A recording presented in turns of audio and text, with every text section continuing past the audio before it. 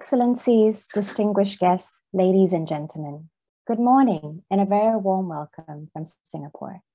My name is Farah Nadine Steph from the IC's Yusuf Ishak Institute, and I'll be taking on the role as your MC this morning. Thank you for joining us for the ASEAN Prize Talk 2021. Launched in 2018 under the Singapore chairmanship of ASEAN, the ASEAN Prize aims to raise awareness of a common ASEAN identity within the region. Since then, the ASEAN Prize has become a regional premier award to recognize inspiring achievements of ASEAN citizens or ASEAN-based organizations with outstanding contributions towards ASEAN community building efforts. Our ASEAN Prize is sponsored by Temasek Foundation and Yayasan Hasana. Today's webinar, titled ASEAN Prize and its role in forging an ASEAN identity, also marks the first time that all three recipients of the ASEAN Prize since 2018 gather at the same podium to share their perspectives on forging an ASEAN identity. And we very much look forward to the panel discussion later. Before we begin, please allow me to draw your attention to a few housekeeping matters. For technical issues, please use the chat function to reach out to our technical support team. To ask questions of the speakers, please use the Q&A function, stating your name and affiliation together with your question. Do note that this event is conducted under Chatham House rules. Please do not attribute any comments or questions to the speakers without their explicit permission. Thank you for your cooperation. Excellencies, colleagues, ladies and gentlemen, we will start the proceedings with the official ASEAN anthem, the ASEAN Way.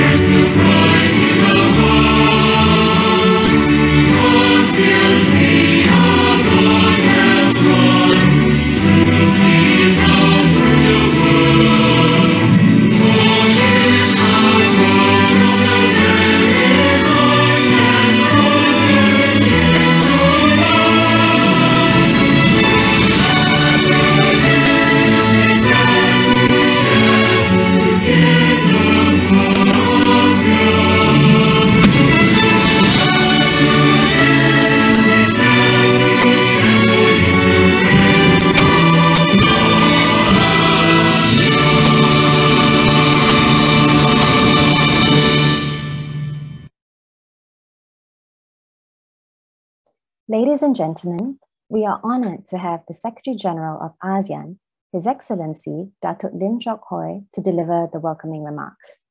Datuk Lim is also the chairperson of the ASEAN Prize Judging Committee. SG, please.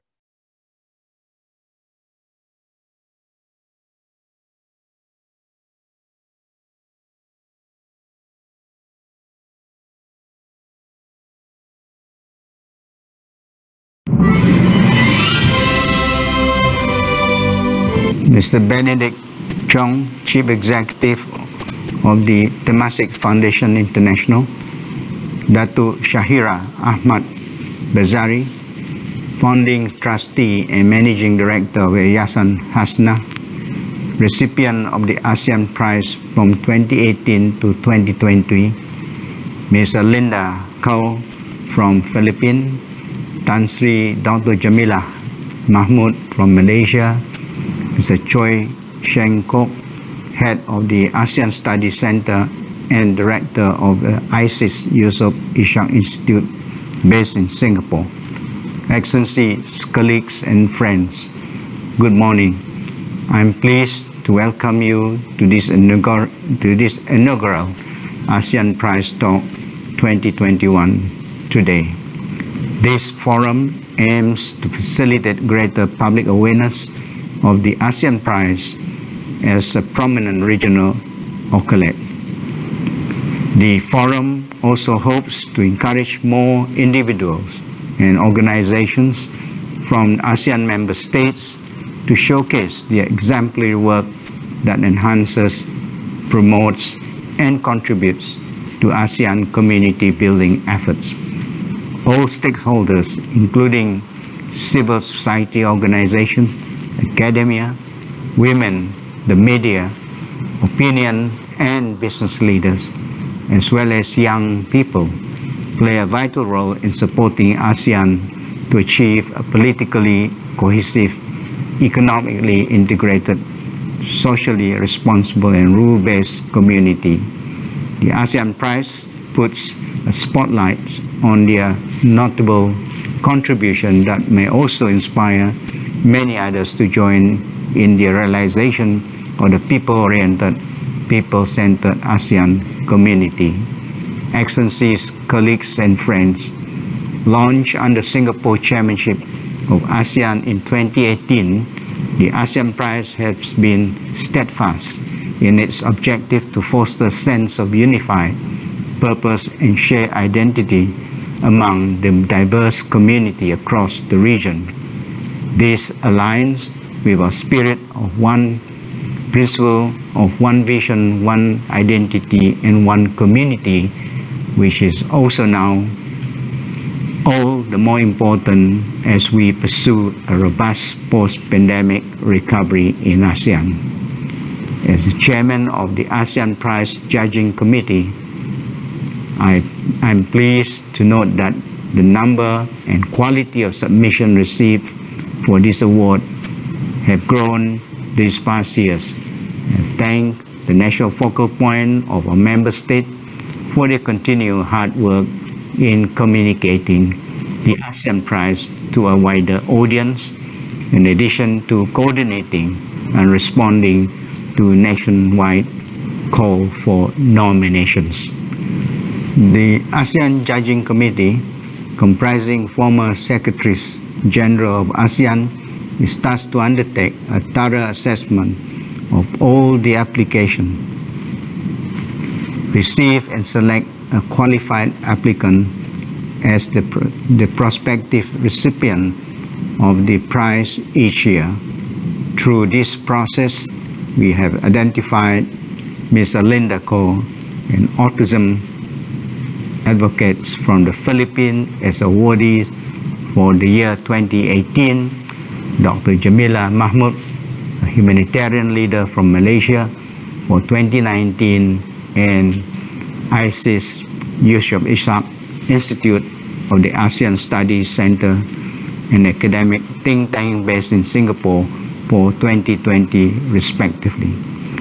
All three recipients share a common thread that is long-standing dedication and contribution to promoting regional cooperation and facilitating ASEAN awareness in their respective fields of expertise. I'm confident that the knowledge and experiences that they will be sharing today will be of value to all of us. Excellencies, colleagues, and friends, allow me to close by thanking our valuable sponsor, the Temasek Foundation of Singapore and the Yayasan Hasanah of Malaysia, for their continued support to our community building process through the ASEAN Prize. Such partnership has been pivotal to the success of holding these flagship initiatives and its outreach events. I would also like to express my appreciation to the ASEAN Study Center of the ISIS Yusuf Ishaq Institute for jointly organizing this talk with the ASEAN Secretariat. I wish this forum productive and strengthen engagement as we work together towards an inclusive ASEAN identity. Thank you very much.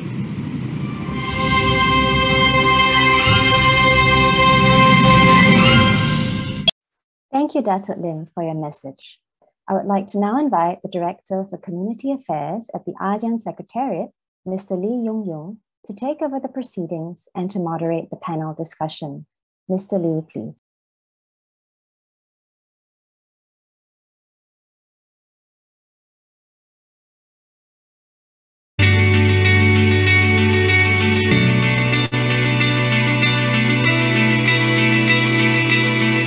ASEAN, we all have heroes, people who inspire us to be the best we can be for ourselves and for our communities. My ASEAN heroes give women opportunities to win economic freedom for themselves and their families. My ASEAN hero helps people when they need it most, getting swiftly to the scene when any natural disaster strikes. My ASEAN hero connects communities across the region to support the most vulnerable members of society.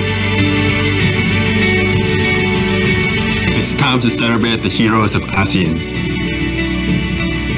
People who give their all to make a difference in their communities. Now your support can make a difference to them.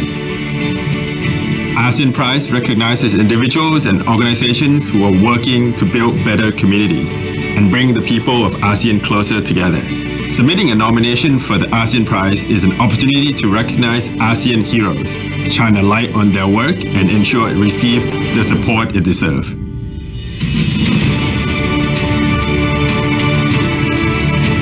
Help us find the individuals and organizations who deserve the ASEAN Prize. If you know people who are doing amazing things in your community, nominate them today. Let's work together to make ASEAN a better place for all its citizens. To nominate inspiring individuals and organizations for the ASEAN Prize, go to asean.org/ASEAN-prize.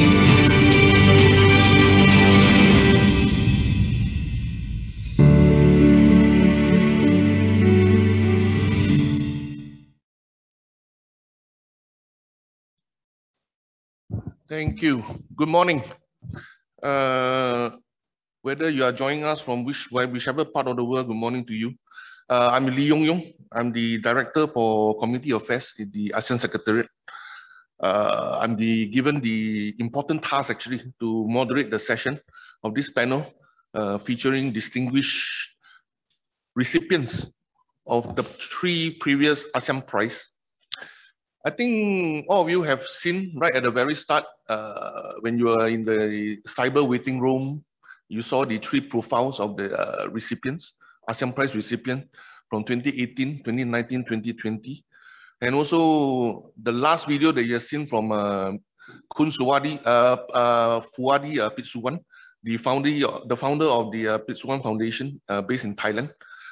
Actually, ASEAN Prize is really an award that was the initiative during Singapore chairmanship year of ASEAN that is meant to position, to look for inspiring individuals or prominent organization to, we set a good example in terms of what we call contributing to the ASEAN community building and efforts in terms of promoting the regional integration.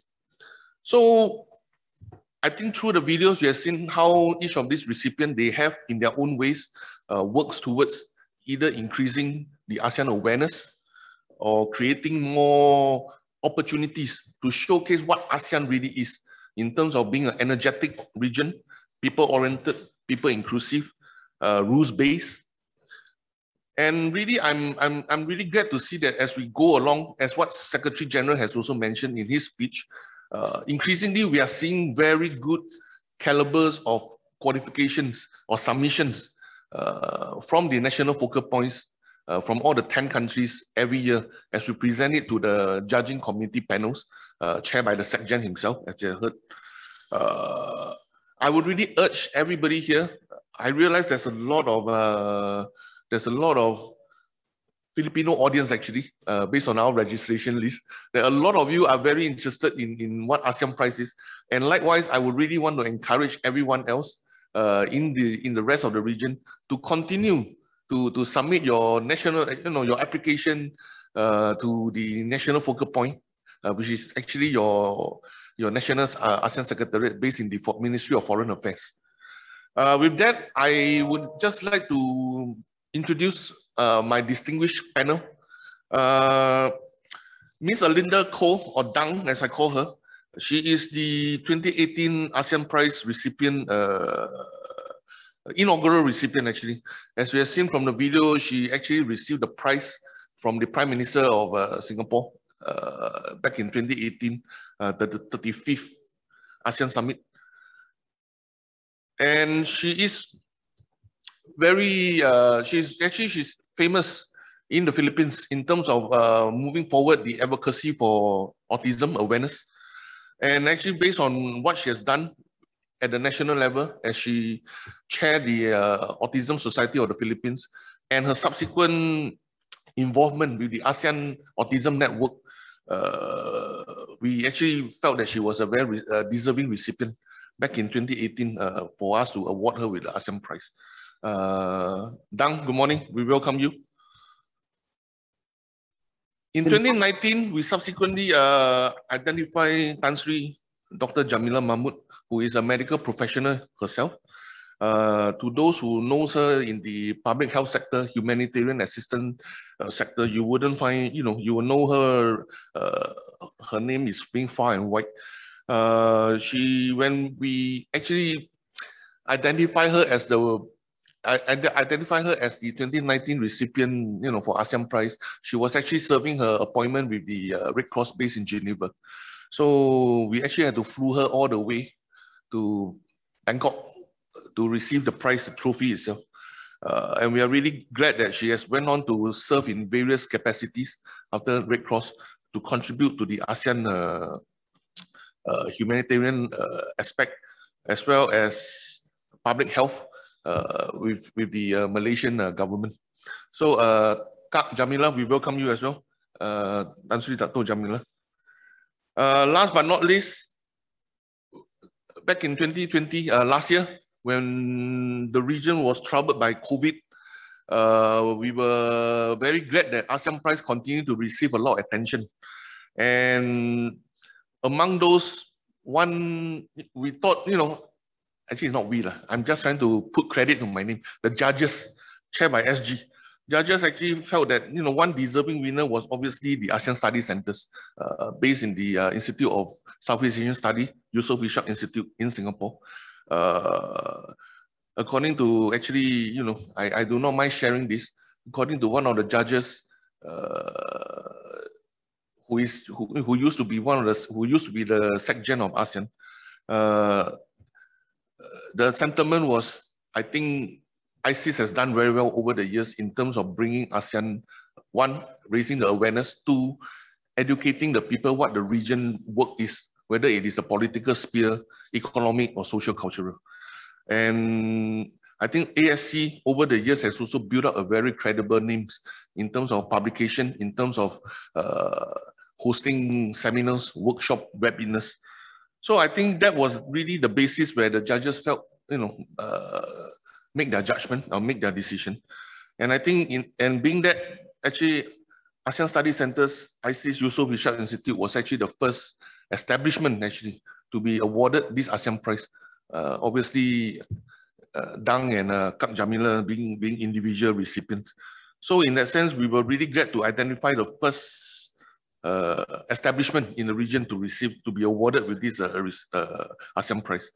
And I think we are very glad to have the Director and Chief Executive Officer of ISIS, Yusof Ishak Institute, and concurrently the head of the ASEAN Study Centers, Mr. Choi Seng Kok, to represent ASC in this webinar.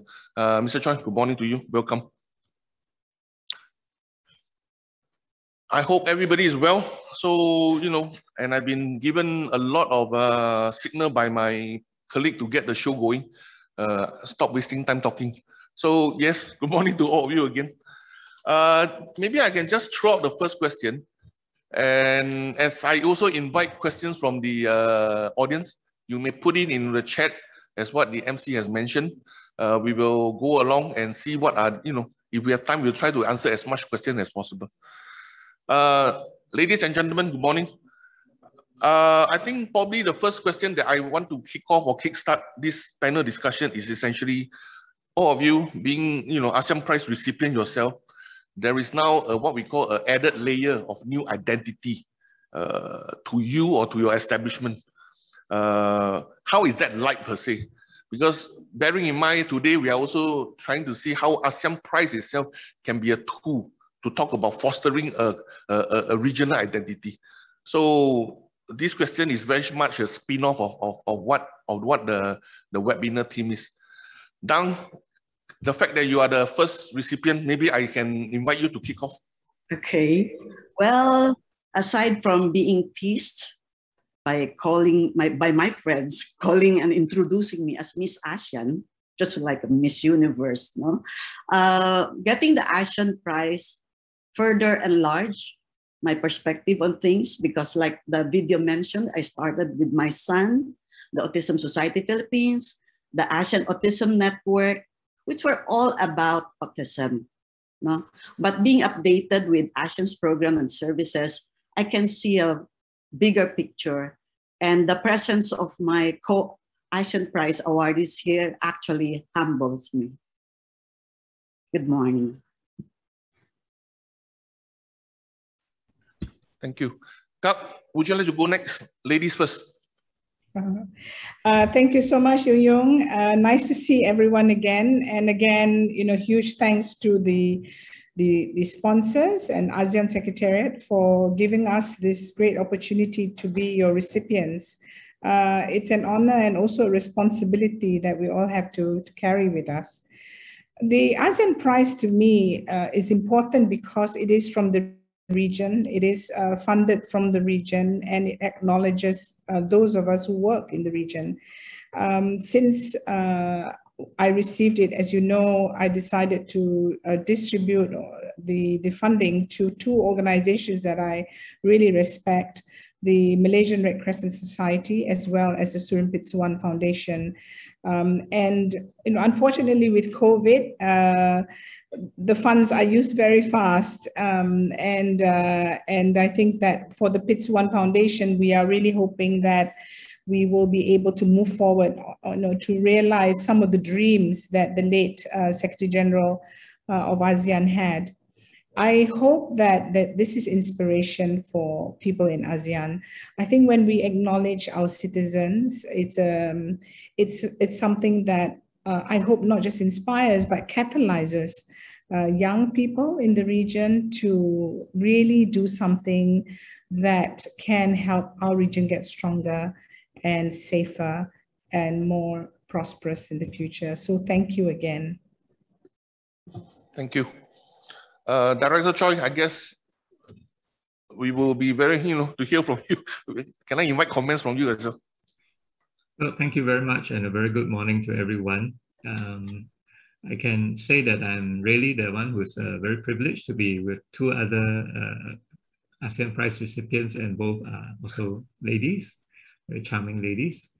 Let me just say that for us in the ASEAN Studies Center, we find it very rewarding and significant to be awarded the ASEAN Prize. I think it's obvious because we are entirely focused on ASEAN affairs and issues. And so it is really a validation of the focus and the quality of the kind of work that the center aspires to do and has been doing for the last 13 years. So such recognition is gratifying, I think, not just for the current team, but also for past members of the team of dedicated researchers who make up the ASEAN Studies Center. I believe it will give them great energy and encouragement. For the Institute as a whole, I think the ASEAN Prize draws attention to the fact that we also study the development of ASEAN as an institution, and also that we have a strong conviction and belief very much in the important political project that ASEAN is. ASEAN Studies is still a fledgling research area with really very few players having real depth and expertise, because ASEAN is really so broad. And most academic centers actually study Southeast Asia as individual countries or some regional issues, which we also do, but don't really look specifically at ASEAN issues at the regional level and ASEAN as an institution. So we are happy that we can show from winning this prize that we actually study ASEAN issues as an institution and how that develops, which is very important for the region. As the first institution to win the ASEAN prize, I think we are under some pressure to uphold the standards and also to show the way. I believe that the ASEAN Prize is still really fairly young. It's only this year is the 4th year that it will be awarded.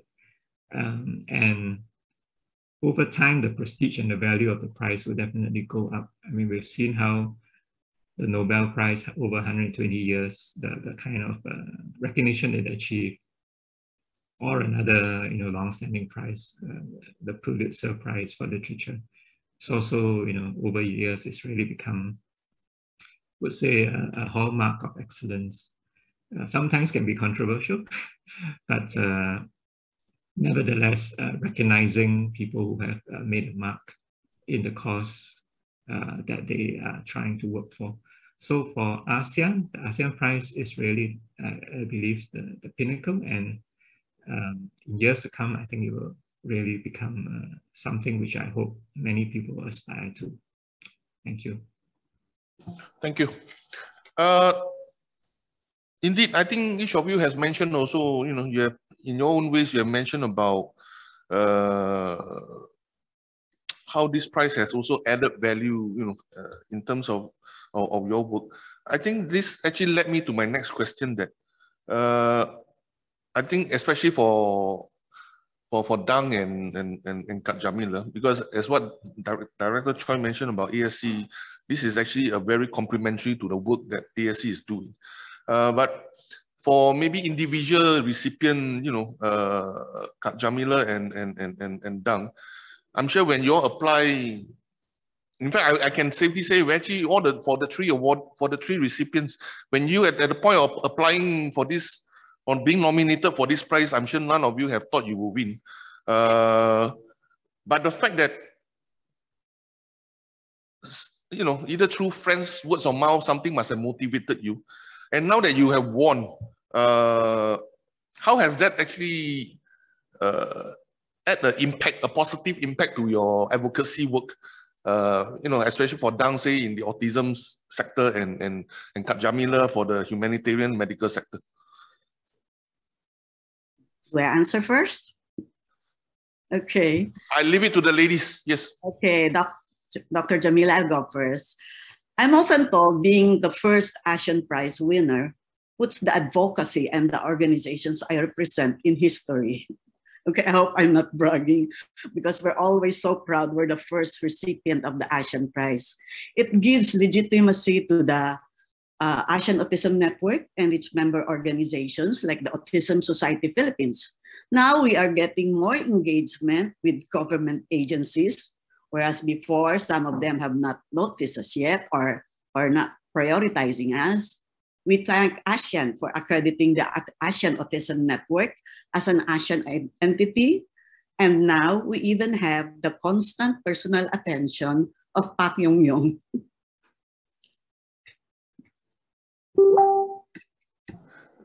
Okay.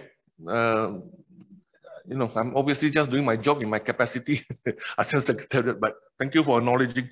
Kak, anything to add? Yeah, I think what Alida said is true. It offers you an opportunity to strengthen advocacy in the region.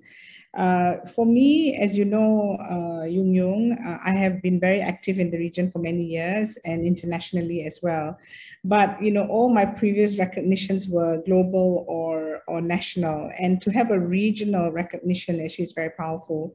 The ASEAN region is a very important region, not just in terms of risks and hazards and so forth, but it's also a populous region, and also the emerging economy. So, with the ASEAN Prize, I have a little bit more legitimacy when I write an email to request for a meeting with an ASEAN agency, and I can, when I speak or advocate or push for policies, it gives me a lot more credibility, I believe, as a recipient of the ASEAN Prize.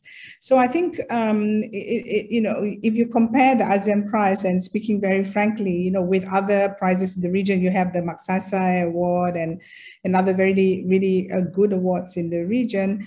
It may be smaller in quantum, but it's very high in value. and a brand recognition as a regional prize itself. So thank you for that. Director Choi, anything that you may want to add as well, please? Yes, I would like to, just taking off from what Tan Sri Jamila's last point, I hope and believe that as we see more unicorns in the region and more billionaires, maybe the prize will get bigger. And also hopefully, you know, many more people will contribute to that. Well, as an institution, we don't normally flaunt our awards too much, but winning the ASEAN Prize does put us on the map for anyone who's interested in ASEAN affairs. And as a center, we organize a number of high-profile public events every year, including things such as the ASEAN Roundtable, as well as the ASEAN Lectures. So being able to highlight in these event collaterals that our center is the recipient of the ASEAN Prize does give us added stature. And we believe that it also helps us to attract more serious participants to our events. As far as actual research is concerned, I think ASEAN Prize does help us in a couple of ways. First, I think it attracts researchers to come into the field, which is, of course, ASC's one of ASC's primary goals. It also gives us access to a better profile of researchers who are already in the field because they would want to be associated with us. And this will also make us an attractive location for other academics who want to look for places where they can do visiting positions, which we have a number of. And overall, I think this helps by creating a better, a richer ecosystem for researchers in this field. And ultimately, if we have better researchers, we have better research outcomes that can drive ASEAN forward. There are really many, many complex issues that ASEAN is facing, both in the fields that the other speakers are in, such as humanitarian operations policies, as well as dealing with social issues such as autism. There are also, I think, a growing number of global geopolitical and geoeconomic issues that ASEAN is faced with. I mean, this accompanies the fact that ASEAN is becoming more and more important to the rest of the world. It's a region of high growth, which is a positive trend and also a tailwind for the region. It's also, at this point in time in history, a center for strategic competition. So this does mean we're entering a more difficult phase. So we have, as a region, a number of complex problems, not to even mention climate change. And these will really require, I think, the best researchers who can apply their minds to these problems and help ASEAN to do better. So I think that ASEAN Prize for us will hopefully help us to achieve these goals, which we would like very much to aim for. Thank you. I'm sure the sponsors are really glad to hear so many positive spin-off.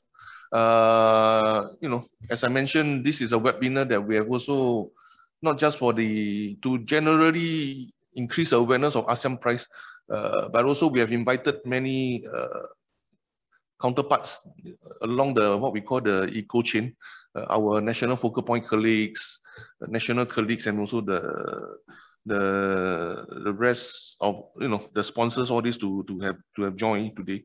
And I'm sure they will find that whatever you have said are music to them. All of you have mentioned about all these positive spin-off. And indeed, I just wanted also to acknowledge that we appreciate the sponsors, Temasek Foundation, and also Yayasan Hasanah, in terms of putting their name and weight behind this prize as we, you know, build up this understanding and awareness of this prize in terms of bringing ASEAN closer together. Dr. Choi, maybe I should start the third question with you. Now that I've started the first two with the two ladies. In a diverse region like ASEAN, how do you see the expertise of ASC, ASEAN Study Centers, continue to enhance what you call the ASEAN identity, and along the way fostering the ASEAN regional integration. Because yes, we know you have mentioned about, you know, it added value to your research, credibility, name, but all in all, you also talk about bringing in your various human resources, expertise, beef up your research team. But on you know, for region like as diverse as ASEAN, where some are faster growing, some, you know, each of the 10 are obviously having their various stages of economic development or even political system. How do you see what you know, what you call the ASC expertise play a part in terms of enhancing what we call the ASEAN identity? Maybe I just want to start with you this time. Yeah, well, you posed a very difficult question, because you are indeed right. The Southeast Asia is very, very diverse, and we all know that ASEAN, when ASEAN meetings are convened every year, you have so many meetings, hundreds of meetings, right? And in each of these meetings, documents, issues are discussed, sometimes overlapping with each other, but coming from different angles, but also many wide range of issues, not just regional, but also global. And the views and the national interests are indeed diverse. So there is there's a huge number of issues that will be, you know, people will want to see what ASEAN's view is. So let me first start by saying that ASC is modest size. If you had the chance to look at the video earlier on, in the last part of the video, that shot actually has the entire ASEAN Studies Center in it. So we are talking about a dozen people, that's all. Nevertheless, the ASC is very much committed to doing selected and what we feel to be the most important policy-oriented research, with the goal and perhaps the test of whether it supports ASEAN community building and also regional integration. After all, that's what ASEAN is for. So when we select topics, we try to ensure that it is something that will contribute to ASEAN community building and regional integration. And in it, we don't just echo the views of the ASEAN participants, member states. I think we try to look at things objectively. If necessary, we will be critiquing, shall we say, the progress of ASEAN in community building and regional integration, but we hope we will provide constructive ideas. So in doing so, what is our goal? Our goal is really to give such ideas that our people may have, and also including people we engage with from outside the center, to provide these inputs and ideas to policymakers, to business leaders, and also other leaders in ASEAN on the issues that require an ASEAN action and response. We also hope that the center can promote greater understanding of ASEAN among the different sectors of the society in all the Southeast Asian countries. So this webinar is definitely a plus in that, because we see many people from different ASEAN countries have signed on, and we want to promote this kind of greater understanding of the diversity, but also some of the intellectual challenges as well as the policy challenges. And finally, we also try to aim for ASC to be a reference point, because other than the ASEAN Secretariat itself, where you have the whole repository of all the hundreds and thousands of documents that are produced every year, I think that there is no definitive place where people who are interested to know ASEAN's policies or measures or thinking and plans, where they can go to get a view about these things. So we hope to be that reference point for anyone who's interested. So we are existing not as a not as a resource that is giving only to selected people based on their contributions to us as a center, but for anyone who wants to publicly reference to it. Yeah, so maybe I can just stop there first. Yeah. Dr. Choi, if I may, maybe just one small follow-up question, ad hoc question. I'm sure, as we talk about ASEAN identity, ASC obviously has produced either studies or reports. I remember ASEAN Focus, you mentioned about ASEAN Focus as well, one of the flagship magazines or publication that I would associate with your good institution. Maybe just an ad hoc question, as you talk about, as you explain about how your organization can play a role in fostering the ASEAN identity. Obviously, from the academic viewpoint, is there any structure or method to measure how ASEAN identity can be fostered? Because I just wanted to bring in, what some of the live questions that is currently being thrown at us from the Q&A to these main questions that I'm posing to you.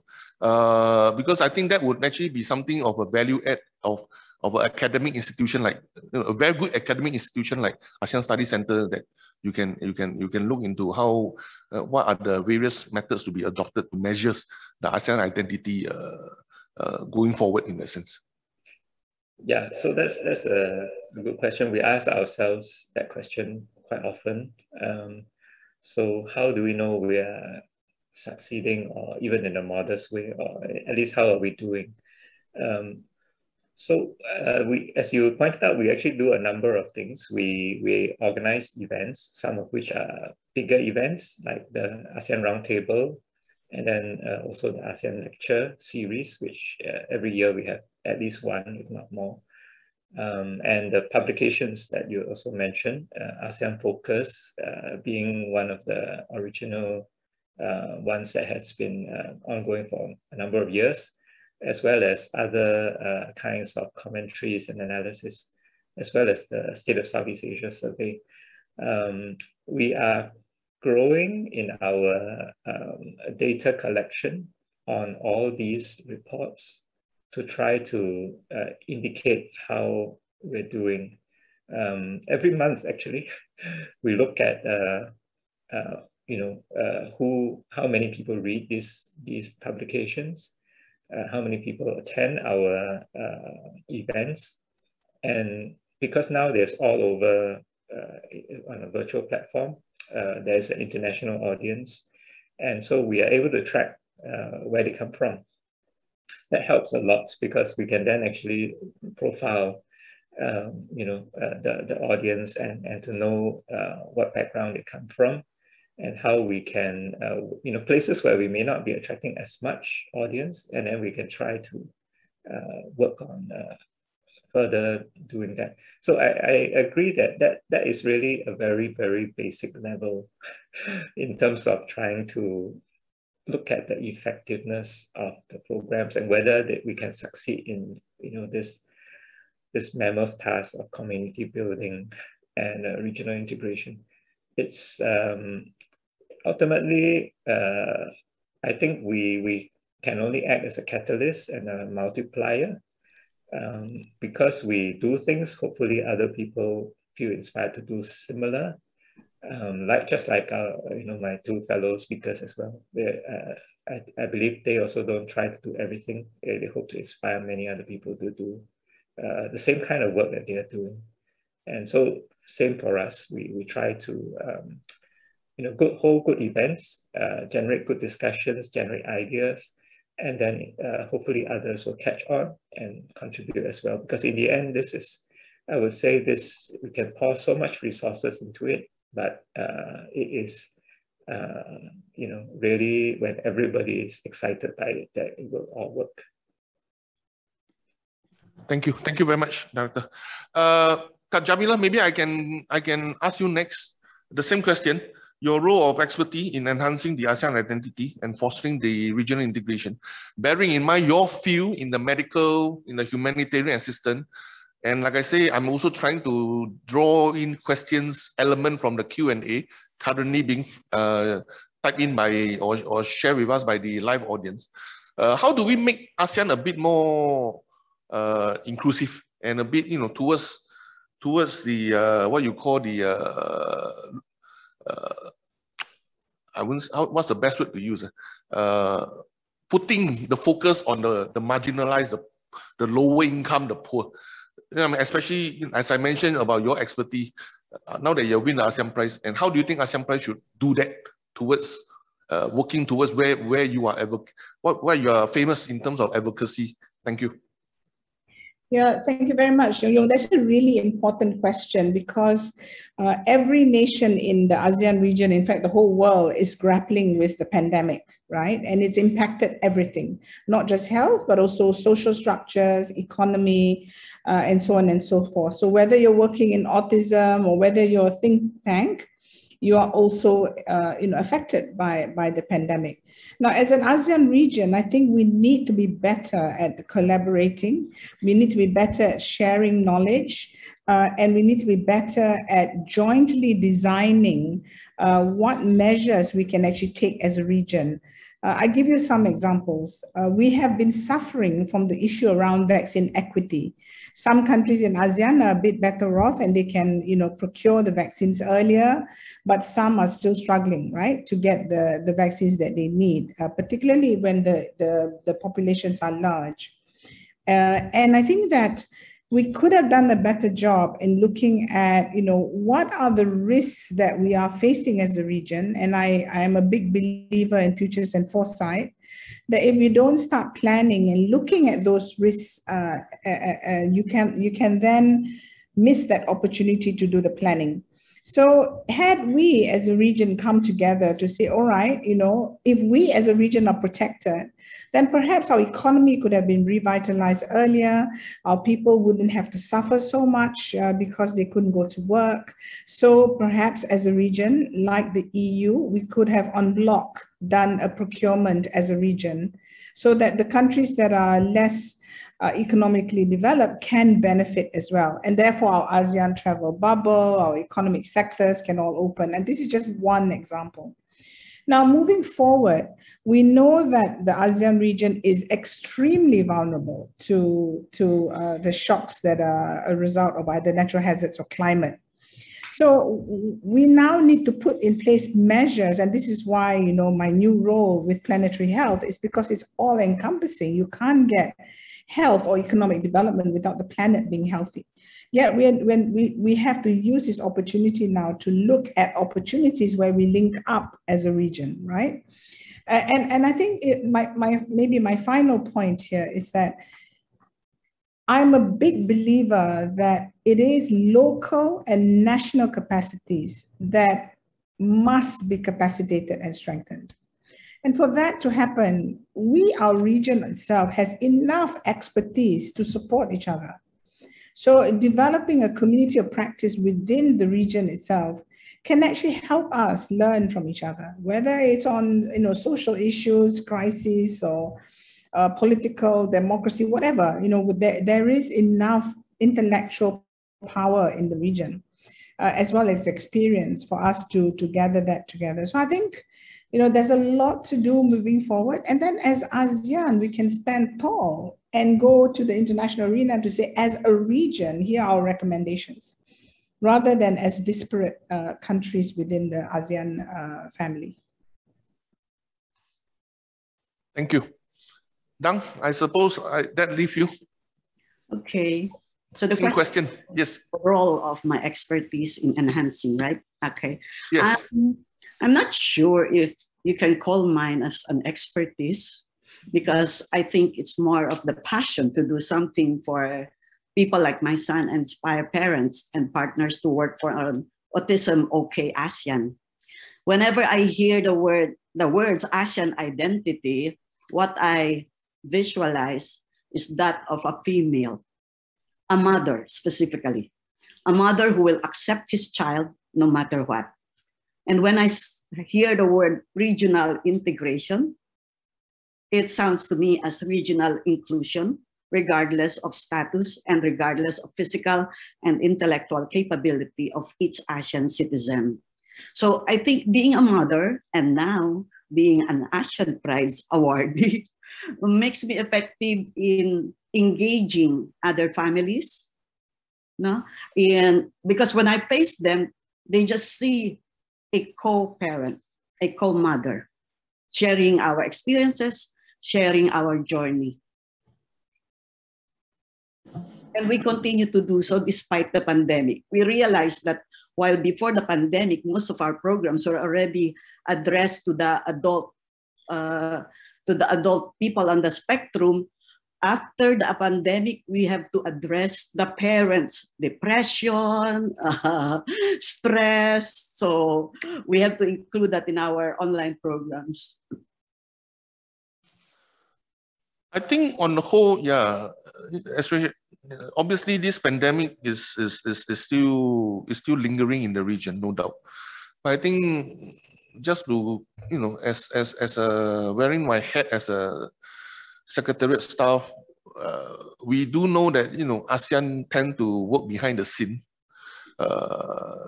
We don't, some of this decision-making process are not usually shared publicly. But the point is, I think on the whole, I would say the points that brought up by Kak Jamila about better data sharing, collaboration, I think all of these are really at the back of our mind as well, no doubt. This is why we thought with this webinar to showcase, to be open about it, who are the 3 recipients so far. And obviously the 4th is coming at the end of this, you know, to be announced at the Brunei Summit in October.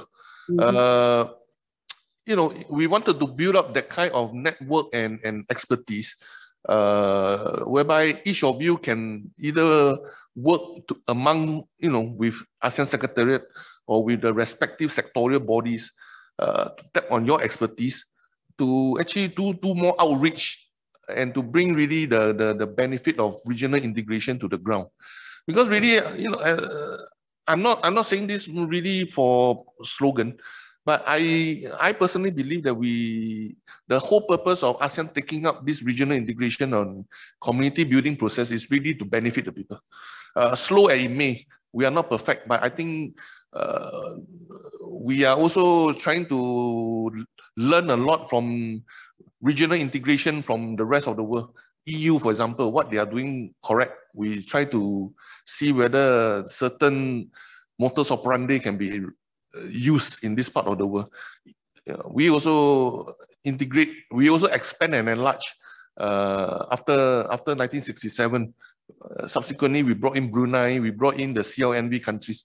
So we have our own lessons learned as well, what to do in terms of regional integration.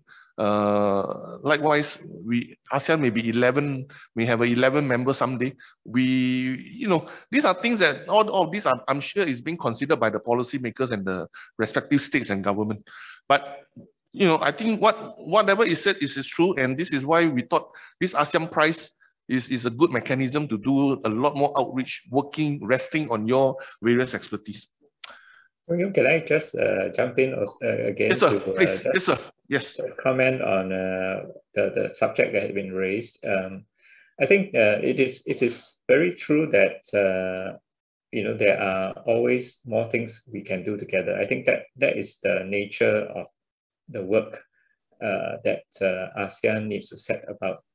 On the pandemic, I must say that it really you know, when it hit every country, everyone was caught by surprise, and actually the sentiments that arose did have an impact on regional cohesion, right? So even in the EU, in the initial few months, every country in the EU was just looking after themselves. And it took a while for the Commission and also the Parliament and all those who are working at the regional level to try and pull everything together.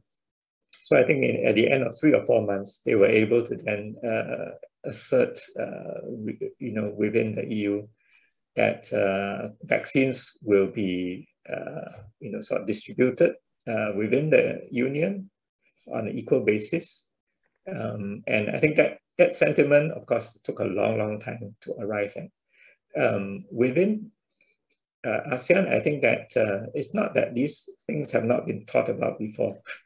Even at the WHO level, this has been thought about many times. Even within individual countries, it's been thought about many times. I think what we saw in the pandemic was reality hitting plans. And I think this is always going to happen. Having said that, I agree with the sentiments that within ASEAN, we should do more and we should try to lock it in the sense that we should make ourselves interdependent. We have talked about things like vaccine production, vaccine distribution. I think within the region, we have the capacity with a several 100 million population to have something that can be an ecosystem that can help to contribute to global solution, but also help to contribute to regional resolution in future. But this does require deeper engagement, greater regional integration, and also the political, the trust, the mutual confidence needs to keep growing. And I think that really does sort of show us that there's quite a lot of work ahead. Those of us who have worked in ASEAN before, and I have worked in some sectorals in the past, we know that actually within an individual sectoral, within an individual meeting, the sentiments are actually very positive. And it is about sort of being able to have enough decision-making power to then be able to pull this through and then get it implemented. It does take further work, I believe. Yeah, thank you. Thank you, Director Choi. Yeah, I mean, ASEAN is growing every day.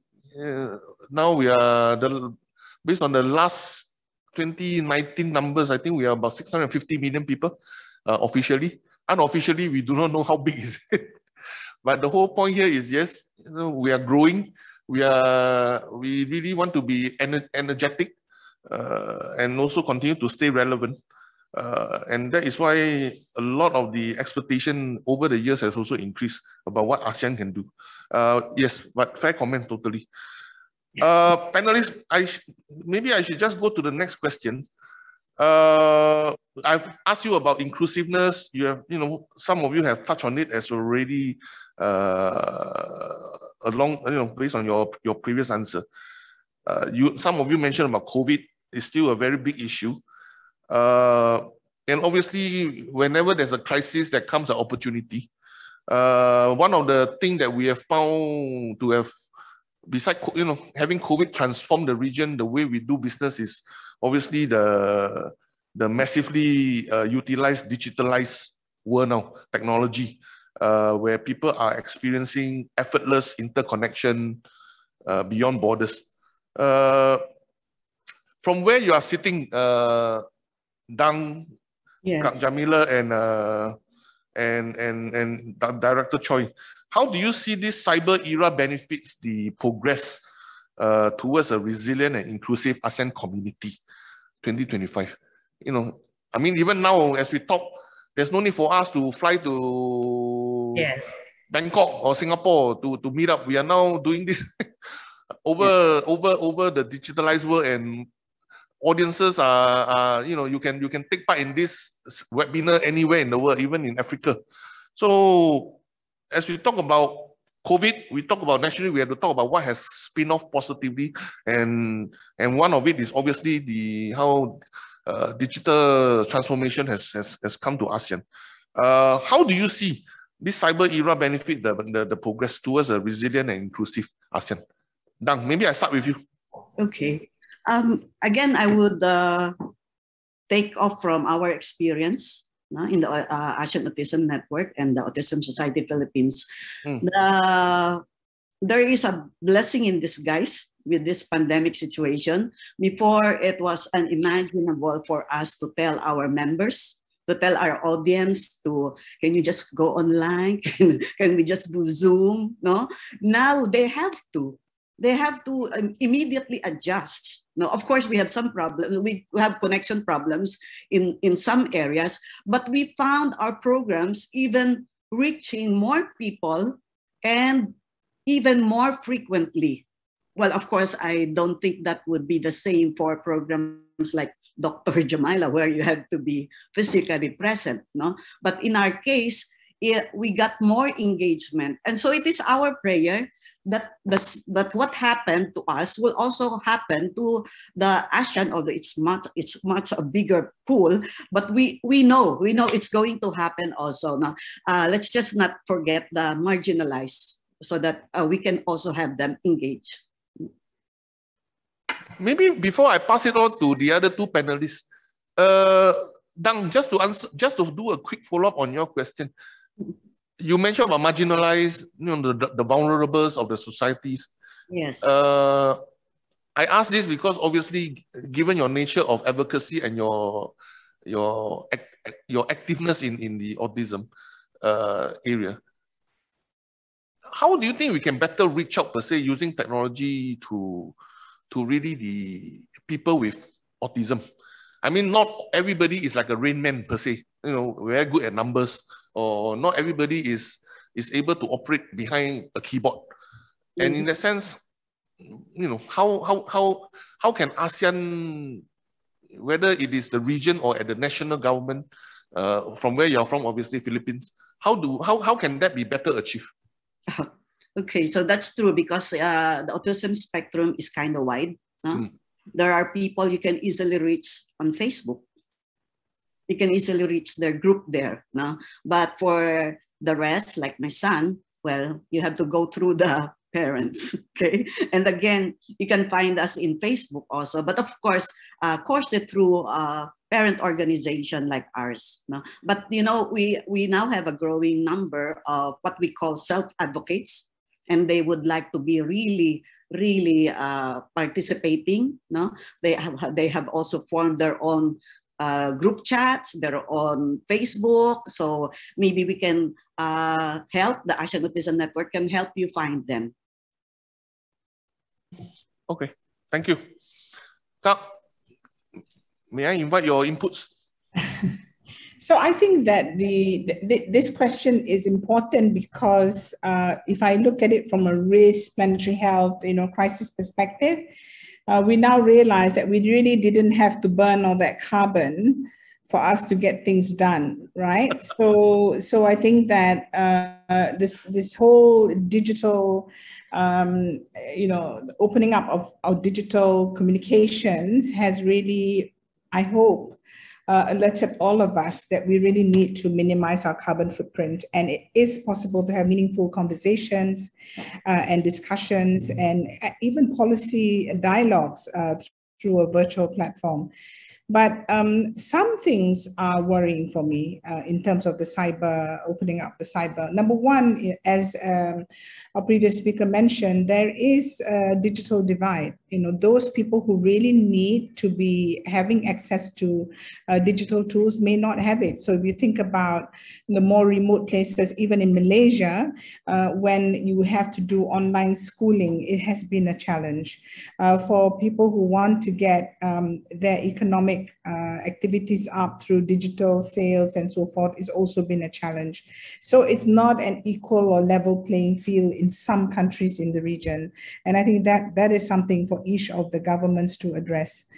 But the other, I would say the double-edged sword is that, with the opening up of, the cyberspace and social media particularly, that room for misinformation and hate speech and everything else, becomes even accelerated during this crisis, because the spread of, the ivermectin, story, for example, that irritates me to the core, where every country in ASEAN is saying how wonderful ivermectin is when it doesn't work, so the influence through cyberspace has been really harmful for many people in the region.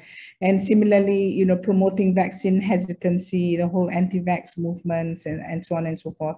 So I think we've got to be very careful navigating this space. I believe that whether we like it or not, you know, the internet and the cyber technology is going to be one of the Maslow hierarchy of needs for every human being.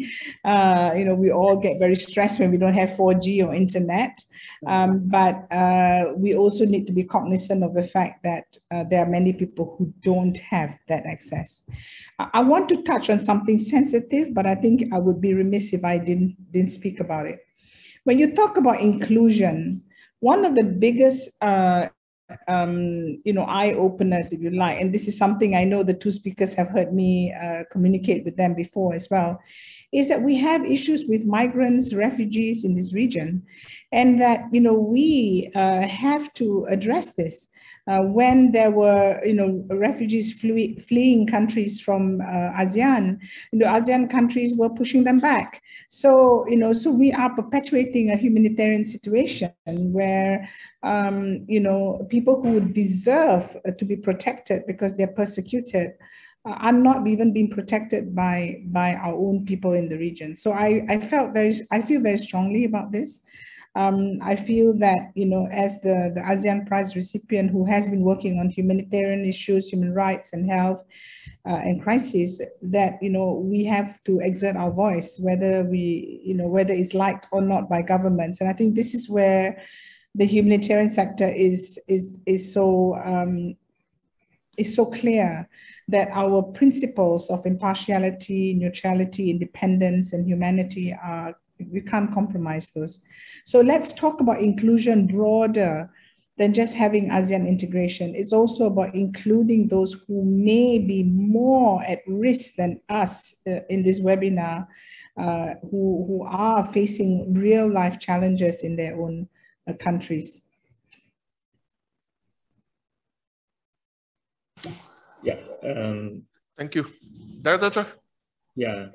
Okay. So maybe if I go back to my earlier, what I talked about, you know, when I joked about the unicorns and so on. I guess this is one of the upsides of what has happened during the last 1.5 years, because some people estimate that the digitalization has been brought forward by something like 10 years in the last, you know, so 1.5 years. So all kinds of things have actually happened, which would not have been foreseen if the pandemic didn't come about.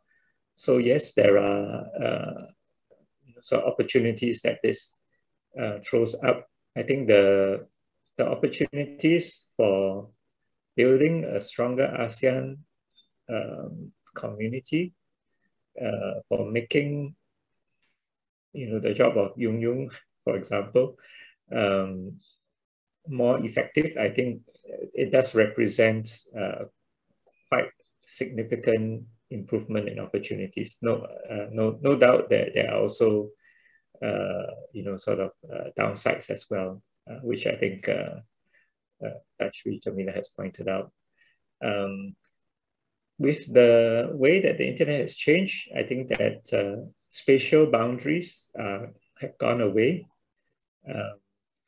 And the other thing that has happened is that right now, even language boundaries are able to be bridged, I believe, because you know, you have translators, and I think it will be only a matter of time when, you know, I can speak in English or anyone can speak in a certain language, and what you get out of the bot is a different language in your own language.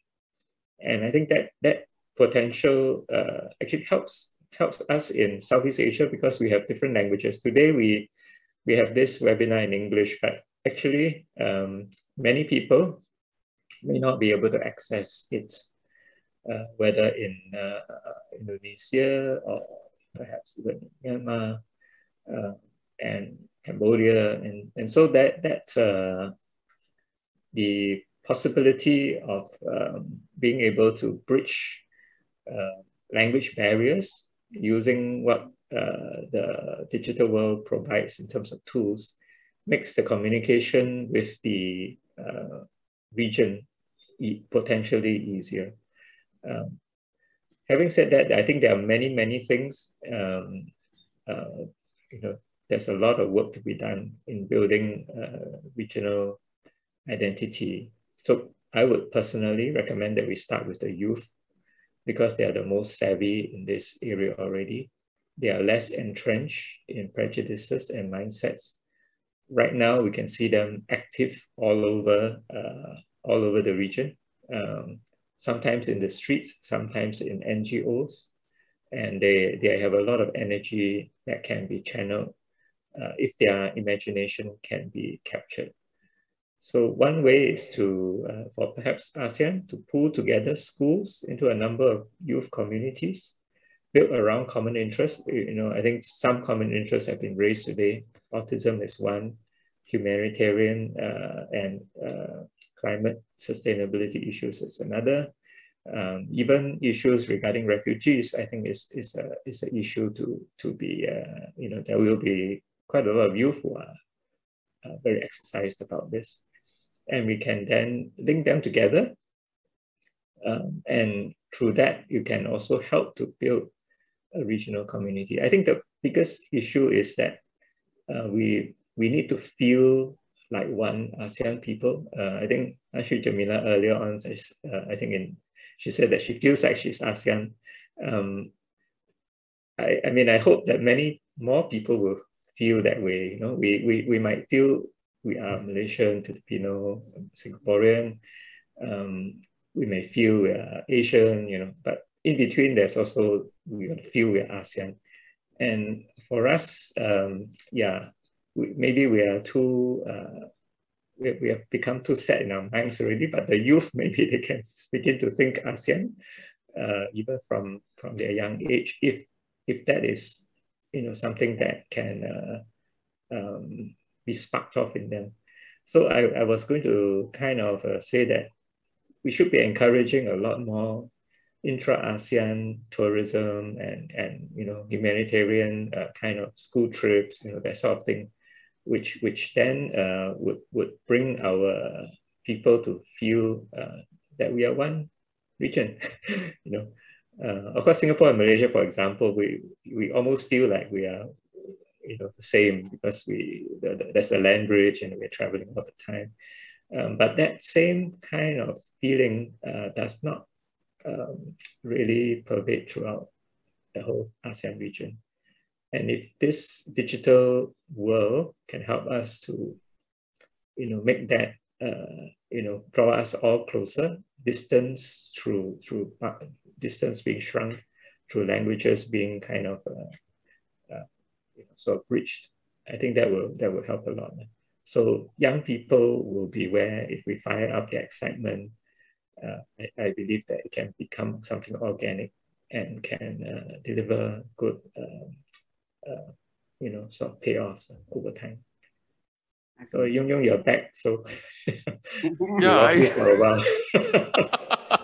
I was a bit worried. I don't know where my technical guys brought me because the screen suddenly just shut in front of me. So this is the flip side of operating in a technology digitalized format.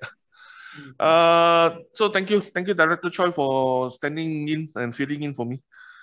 I guess really, the last thing I heard before the screen went dead was obviously what was said, and then I think Director Choi has also chipped in to talk about what are the various issues pertaining to this massively digitalized world. Yes, no doubt it can bring the region closer, but I think at the end of the day, we recognize, I think none of us can deny that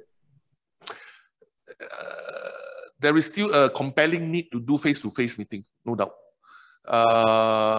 Because really for the fact that one, technology can fail us. Two, that human touch and that human interaction face-to-face is so critical as we really talk about open communication and outreach, issue that you guys, you panelists have shared about. Dr. Jamila mentioned also about the migrants and refugees. I think these are issues that has been no doubt being scrutinized in recent times, and I personally thought this is something obviously ASEAN can also do much better. But that is probably another session for another day, another topic. So just on the ASEAN prize itself, maybe I can just do one final question before we open this up to the Q&A. I think as we talk about inclusiveness, and I bear in mind what Jamila has mentioned. What would you think are the other elements that is really needed for this closer regional identity to take place? Because I'm saying this based on the fact that it is not a zero-sum game. For you to have both national identity and regional identity is not a zero-sum. It can be both. And we all know that actually at the back of our mind, we know there is this thing called ASEAN. As a football fan, I would support Vietnam or Indonesia. Even though I'm a Singaporean, I would support Vietnam or Indonesia or the Philippines when they play bigger boys from outside the region in terms of football. So that itself is already a regional identity at work per se to me. But putting it in context of your work, your activist sector, your advocacy sector, what other elements besides the usual government support, access to finance for some cases, what do you think are important as we talk about ASEAN taking one more step ahead to forge that regional identity? Let me give this to, I don't want to give this to Jamila. I give it to Dang, I give it to you first. Okay. Well, here's a confession. It was only after getting the ASEAN Prize that I started updating myself on ASEAN programs and services. No? And based on what I've seen in terms of published ones, I can say that ASEAN got it all. You're right, no? But people usually don't know what you're doing, right? We were very elated when you made 2019's ASEAN celebration centered on PWDs.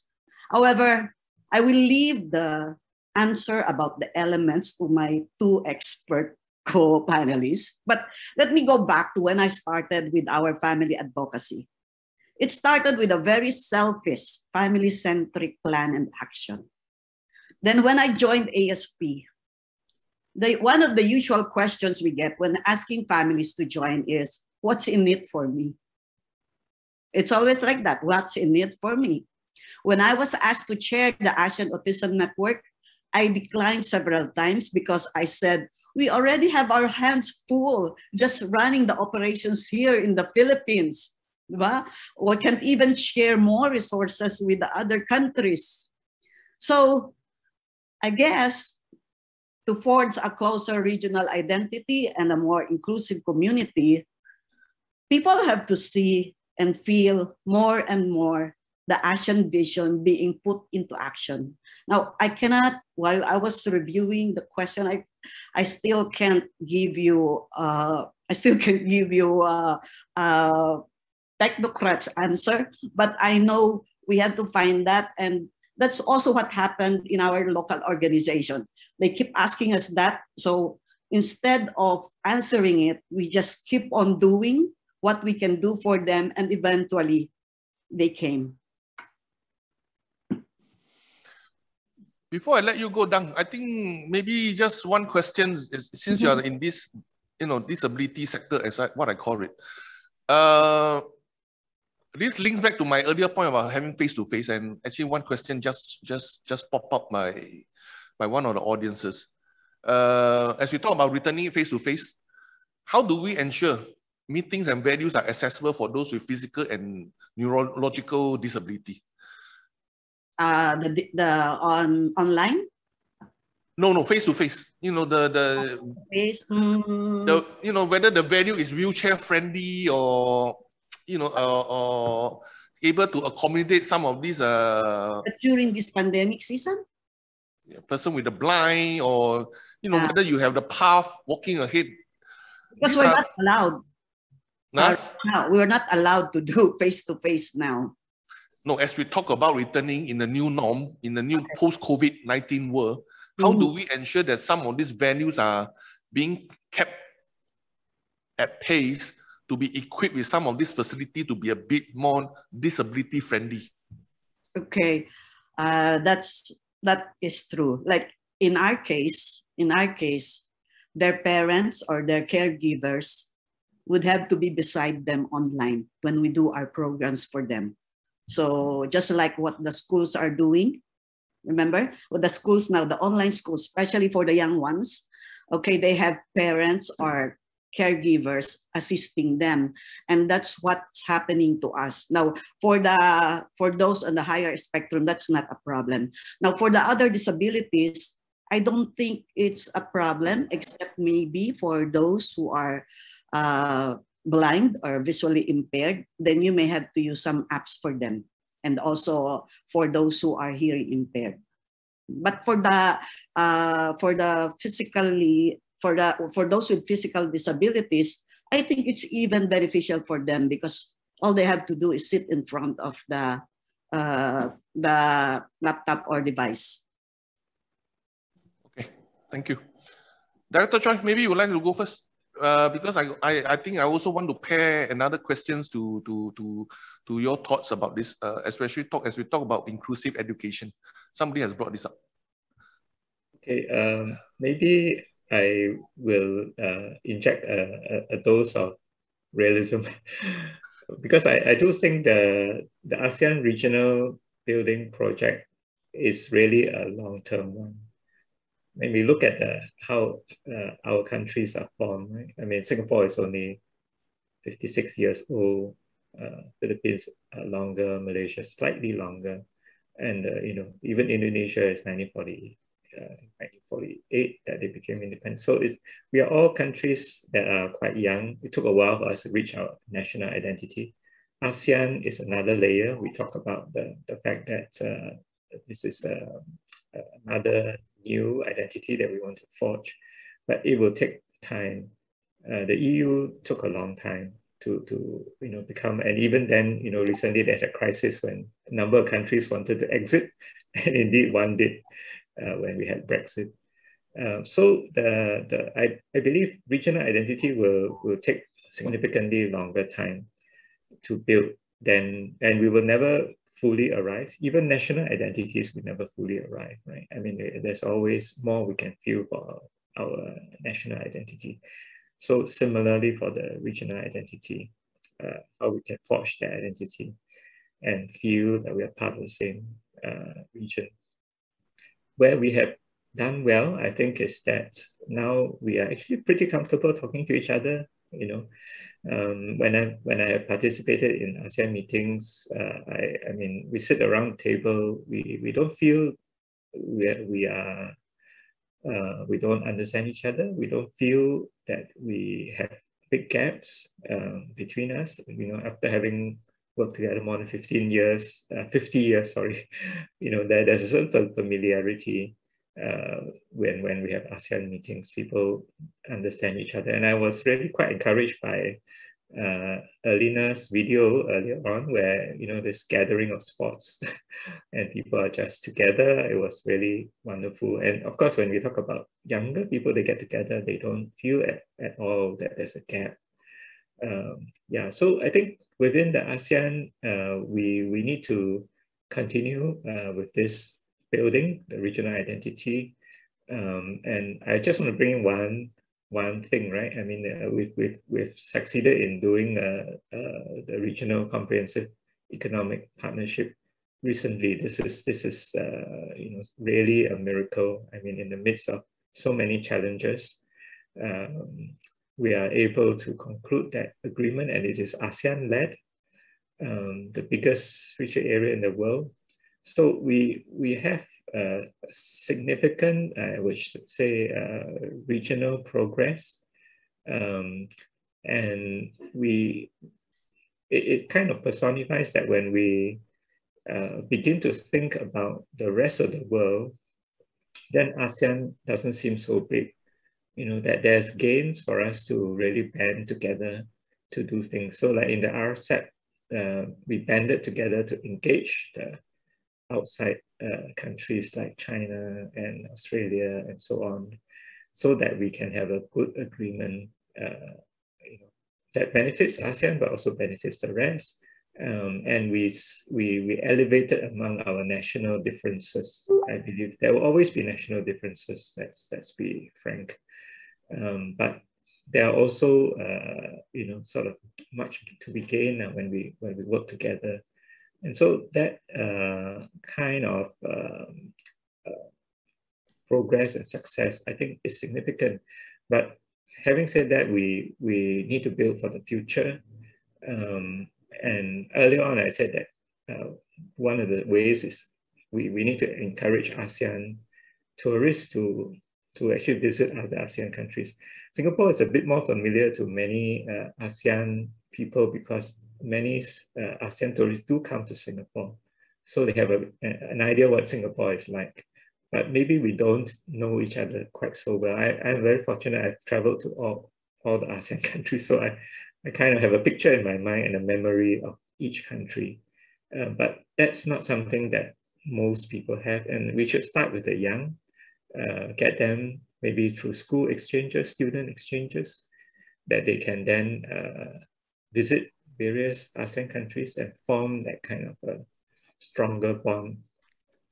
The other thing, which is perhaps maybe a bit more institutional in my mind, and maybe also a little bit sensitive, is I think we need to give ASEAN institutions a bit more power.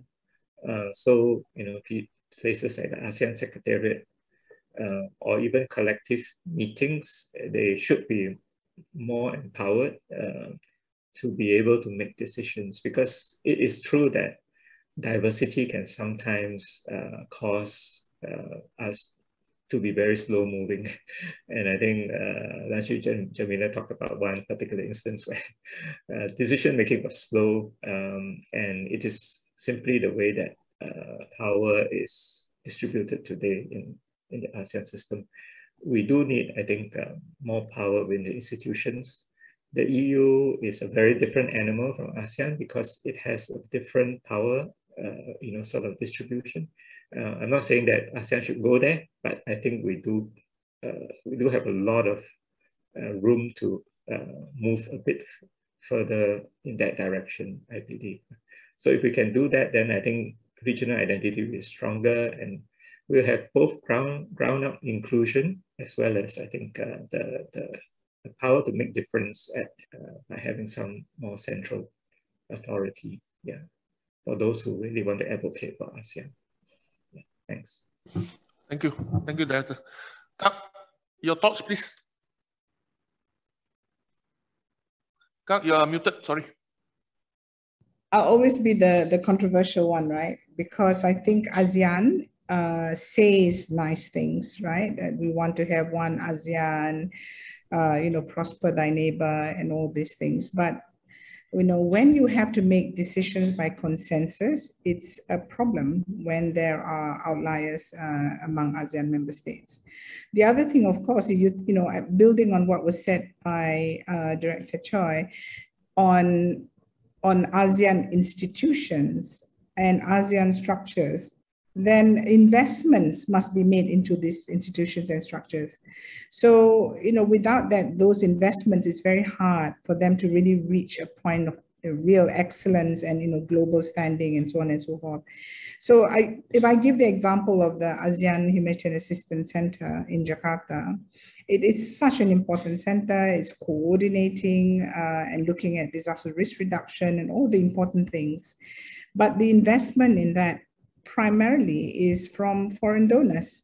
So, what we need to do is for ASEAN member states to really commit to investing in ASEAN institutions, even organizations like your Autism Network or, whatever that we may have here as a youth network and so on and so forth. So I am totally in agreement with, both my colleagues on this panel that, we have to start it from a very young age, a real understanding. Is ASEAN even taught in our school books, right? Whether in each country in ASEAN region, is ASEAN even something that students are exposed to from a very young age?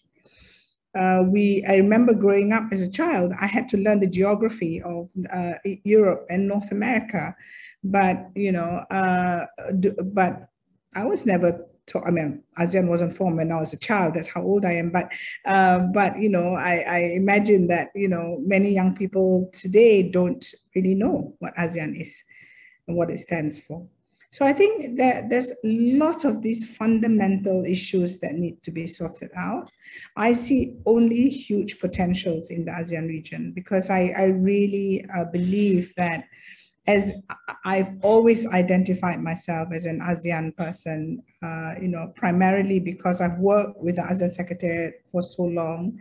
I truly believe in the vision for ASEAN. I have been a student, a sister, a mentee of the late Surin Pitsuwan. So I love the vision that he had then, and I worked closely with him on that. And I think we all need to lift ASEAN together, and let's start by simple things, policies in schools. You're talking about disabilities. I think it's really important that it's not just at family level, it is at policy level, that at a national and regional level, that can ASEAN be the region that leads in terms of accessibility for those who are differently challenged, differently abled. So I mean, these are important things, and especially important to people who have children with differently abled children.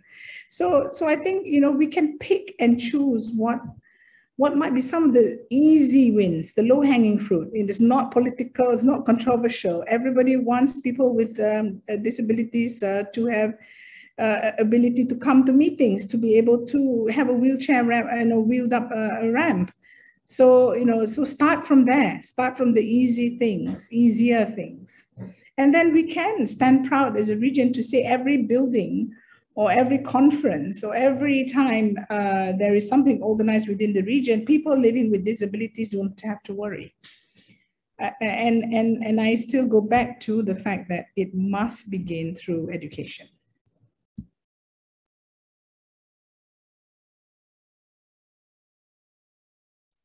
Thank you, Kak. To answer your question, you are not controversial, but you are just brutally honest, something I appreciate. And it's always a joy to have you as a panelist. I think, no doubt, ASEAN has done a lot in terms of investing in the youth, that I know. Because whenever there is a lot of interfaces and live chat or live webinar regarding youth or educating the young people about ASEAN, we work with schools, we work with the youth group, we work with the youth NGOs. So I think that itself is being done. But on the whole, nobody say ASEAN is perfect. I think we all agree. Nobody say ASEAN is perfect. But I thought it's better for the region, for Southeast Asia to have this animal called ASEAN than not to have it. So I think that is something that we all agree. Or at least I would like to agree. I would like to subscribe to that principle, that it's better to have ASEAN than not to have. Because really, I've served in ASEAN for a cumulative about 10 years now. So I can see the difference 10 years ago and 10 years now, 10, 15 years ago. And really, I can see the vast difference. And these are things that, Rome is not built overnight. Likewise, these are things that we will have to undertake ongoing education and continuous sharing to educate the people. I want to thank the panelists. Maybe I can just look into the Q&A questions and answers to maybe draw two or three questions. I promise my panelists that I will end by 10:45 actually. Jakarta time. Again, Jakarta time. So one low-hanging fruit is maybe ASEAN should have a common time. Because I said 10:45, the people in Manila, Singapore, and KL may misunderstand me. 11:36. I think looking at the Q&A panelists, I think we covered. I think Wykid was the first one. Wykid from CNA was the first one to have throw in questions. I tried to incorporate some of these questions earlier as I also interview you, but I guess more or less the question is about how I asked Director Choi about this, the structure and method to measure how ASEAN identity can be boosted through ASEAN Prize, and then I think there is also the questions on how ASEAN unity and centrality can continue to be relevant, given that there's so much happening on the ground. So how can the bloc continue to foster a stronger identity?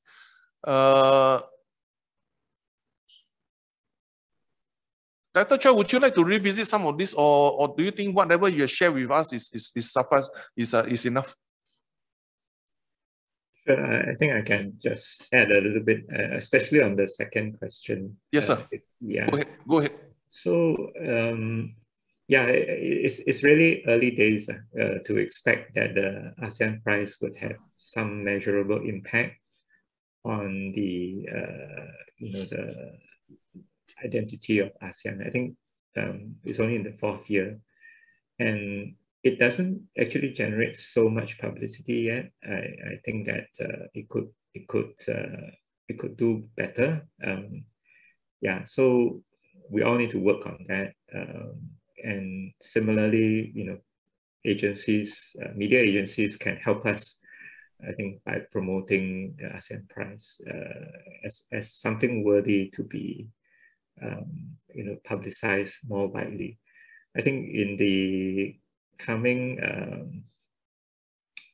series of ASEAN meetings, the next prize winner will be announced. So obviously hopefully that will be publicized, because it comes on a very heavy news day, I guess, because it coincides with the ASEAN summit. So when that happens, then obviously there's also other news to cover, but ASEAN Prize winner may be worthwhile to do a side story, I think, in the media. So that would help if it can then reach out to more people, be more aware, and then through that, then the ASEAN Prize can have a better effect, I think, throughout the community. Secondly, I think on ASEAN itself, whether ASEAN is relevant on the ground, I think this is a very, very valid question. We try to actually cover this question in our annual survey. And I think the answer is always that it is only possible to feel it when the economic aspects are, trickled through the national economies. So does ASEAN make a difference? All the ASEAN economic agreements, I think, do make a difference. If not for that, we would have, I think, grown a lot slower. But because we have been actively regionalizing, we have been actively integrating for the last, I think, at least 30 years, there's been a lot of concerted effort to integrate regionally on the economic side. That has contributed to the growth in the region. And that really is felt on the ground. Even if the political part of it, is not so strongly felt. So we just need to keep on doing this. ASEAN's relevance on the ground is, I think, very important contributor to ASEAN being felt by people. because even if we like ASEAN, but it's irrelevant, it will not be that that strong an effect, on our identity. Having said that, I think how much something has effect on the ground, there are many players, right? So in the case of the question raised by Waikid on the situation in Myanmar, I think that there are multiple players. ASEAN itself obviously can only do what is within its powers, and that stance it has to lead to other players cooperating with ASEAN in order for it to have effect. So, I mean, one example is recently the ASEAN Special Envoy to Myanmar actually made the announcement that he was negotiating towards a ceasefire. Basically for there to be a time when humanitarian aid can go into Myanmar. I think this would have been helpful to everyone. But shortly after that, I think it was kind of implicitly rejected because one of the parties on the ground actually decided to declare active resistance. So that of course means that there's no possibility of any ceasefire, and therefore there's no possibility of humanitarian aid going in. So ASEAN can only do so much for any situation. It needs to also the other parties that ASEAN is working with for it to work. Yeah, so it is challenging if we talk about specific situations, and in particular for Myanmar, there is this challenge. Thank you. Thank you, Director.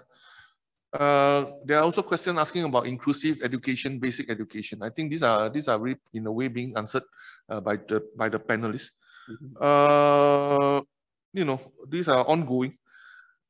There's a question about, I think maybe I can give this to Dang. There's a question about how do we avail the projects, programs, and activities, like yourself, to the marginalized and to the vulnerables. This come from obviously this is a Filipino audience. Maybe, for example, if they need your help to profile, to speak, how can they reach you? These are things. We are happy to we are happy to provide the interface, but obviously I think at this point of time, good to hear about your thoughts. How do how can awardees like you can set a good example, or a champion, can be the champion for some of these hope for can be what you call a champion of hope to the lower segment of the society, in that sense. I'm not sure if I'm getting the question right. No, there's a questions about how how can the projects, programs, and activities undertaken by the ASEAN awardees like yourself to share them to the marginalized and to the vulnerables of the society. Okay. And this is a question from a Filipino audience, so I just thought I want to get your thoughts about this. Okay. In our case, I'll talk about the Autism Society Philippines experience, but the experiences of our other member countries might be the same. No? What we did in the Philippines is to build more and more chapters. So the programs and services are not centered in Metro Manila alone. So we have now 100 chapters nationwide. And then we train the chapter leaders so that they can always duplicate what we are doing in the national level. But because of the pandemic, actually things get easier, because all the chapter leaders will have to do is to share the online programs being initiated by the national headquarters. No? So if you're asking how you can avail, how can you avail of the programs and services, just go to our website, Autism Society Philippines, and on Facebook. We are very active on Facebook. I hope that's the answer he or she is waiting for. But the Autism Society Philippines and the other ASEAN Autism Network members, we have always been for the grassroots. Okay, so before people thought that autism is a disorder for the rich, because rich families, because they can only see the rich families going to expensive schools and therapies, no? But in ASEAN Autism Network, our target are the marginalized, and so we prefer to come up with programs that are economical and sustainable. Basically, it's basically home-based program managed by the families and guided by our experts. Thank you. Kak, anything for you to add now that you're part of a bigger conglomerate in Malaysia? How can you share your projects and your vision to the marginalized and the vulnerables of the, say, the Malaysian society? Yeah, I mean, a lot of the work I'm doing now is going to focus on planetary health, and which is a very important new discipline. And it does require us to break those barriers between, the marginalized and those who are more mainstream. Protecting people's health requires us to also protect the planet. So, I think what I need to do is work with my teams to really build a network around Asia. And there are many. For example, there's Healthcare Without Harm, there's others in Philippines, the St. Luke's Medical Center. So how do we now, influence the younger generation, the policymakers that, COVID-19 was a dress rehearsal for all the challenges that we're going to face in the future. And we need to now work together to make sure that no one is left behind, that we become better citizens and better stewards of the earth. And that, in doing so, we really help to promote human security in the region and beyond. Thank you. Just one, I guess that leaves me actually with just the last question. Somebody asked about the process of, how we evolve the selection process. Just very quickly, no, every year we will really, the judges have an open mind about this. So really, if there is somebody that, through your working life, as you come across in your professional life, you feel who are somebody who is deserving or worthy enough for a shot at the ASEAN Prize, please feel free to submit their name or nominate their names and submit them through the National Secretariat of your country, the Foreign Affairs Ministry. The exact application detail is available at the Secretariat website, ASEAN Secretariat website, stroke ASEAN Prize. So feel free to nominate somebody who you think is a hero or a good mentor, especially in terms of the promoting of ASEAN awareness and integration and community process. And also on that note, I wanted to say that the winner for 2021 this year, the recipient, ASEAN Prize recipient 2021, will actually be announced by the ASEAN Chair. Will be announced by the ASEAN Chair during the forthcoming year-end summit in Bandar Seri Begawan in late October. So actually, we look forward to adding the list of recipients to a distinctive, already current lineup of Linda, Jamila, and ASEAN Study Centers. So on that note, I just want to thank all three panelists for taking your time to contribute your thoughts and your very well vision in terms of sharing of what you think on leveraging ASEAN Prize towards building the fostering the ASEAN identity. So on that note, I just want to thank all of you again. Thank you so much. Thank you. Thank you. Thank you. MC, can I pass it back to you? Thank you, Mr. Lee Yun-Yung. I believe at this point, Mr. Lee, would you like to invite the Temasek Foundation to give their sponsorship speech? Yes, as we started off, in the panel discussion, the ASEAN Prize obviously is courtesy and thanks to the well thoughtfulness of the sponsors. we have actually have the honor of having Mr. Benedict Chong, the CEO, Chief Executive Officer of the Temasek Foundation International, which is a valued division within the Temasek Foundation itself, to actually share with us their statements in terms of the good intention of sponsoring this important regional award. Pak Chong, can I pass the floor to you, please? Thank you. Hi. Welcome. Well, technology always wins, so don't worry. Okay, where do I start? Maybe I just do the formalities first.